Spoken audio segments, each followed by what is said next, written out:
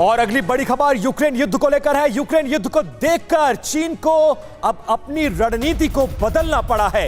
Ukraine में रूस को उम्मीद के मुताबिक नहीं कामयाबी मिली और यूक्रेन युद्ध खींचने की वजह से अलर्ट हो गया है चीन। इसीलिए ताइवान से वो नाराज तो है, यूएस को जवाब भी देना चाहता है, लेकिन उसके बावजूद वो फूंक फूंक कर कदम रख रहा है, ताइवान की घेरेबंदी कर रहा है। ताइवान की घेरेबंदी के साथ उसके लड़ाकू विमान उसकी सीमा में घुसपैठ कर रहे हैं और ताइवान को डराने धमकाने की कोशिश वॉर ड्रिल तक की जा रही है, लेकिन उसके बावजूद हमला अभी तक शुरू नहीं हुआ है चीन के द्वारा, क्योंकि वो रशिया और यूक्रेन युद्ध का जो सार है वो देख चुका है।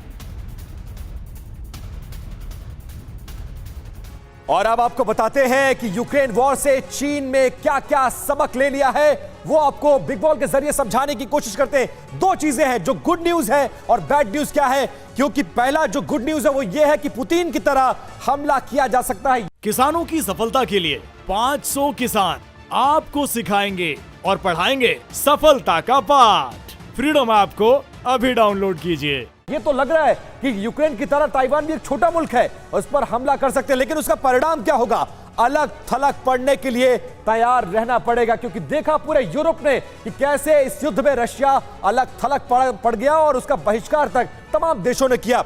और दूसरी बात क्या है, भौगोलिक स्थिति चीन के पक्ष में है, लेकिन यूक्रेन जैसा डिफेंस रहा तो जीत चीन के लिए आसान नहीं होगी। इसके साथ साथ आपको बताते चले कि जो परिस्थितियां बन रही हैं वहां पर, उसमें बदली परिस्थितियों में सब कुछ चीन सोच समझ कर तय कर रहा है। इसके साथ साथ एयर और नेवल पावर उसके काम आएगी, क्योंकि चीन बहुत बड़ा मुल्क है, उसकी सैन्य शक्ति बहुत ज्यादा मजबूत है। इसके साथ साथ जो उसका सेटबैक है वो ये है कि अमेरिका और यूरोप की मदद अगर ताइवान को मिल जाती है तो फिर चाइना के लिए मुसीबत बड़ी हो सकती है, और इस मुसीबत भरे उसमें क्या ताइवान पर हमला करना ठीक होगा, ये कैलकुलेशन कंटिन्यूअसली चीन में चल रहा है। साथ साथ अमेरिका के सीधे युद्ध में कूदने के आसार कम है, क्योंकि यूक्रेन में भी पूरी तरह से अमेरिका मदद तो कर रहा है, लेकिन अमेरिकी सैन्य लड़ाके वहां पर नहीं उतरे और यह युद्ध 5 महीने से ज्यादा वक्त से, लंबे वक्त से चल रहा है। और ऐसा हुआ तो उसमें बैड एलिमेंट्स क्या है, हथियार और तकनीक से हर दिन मजबूत होता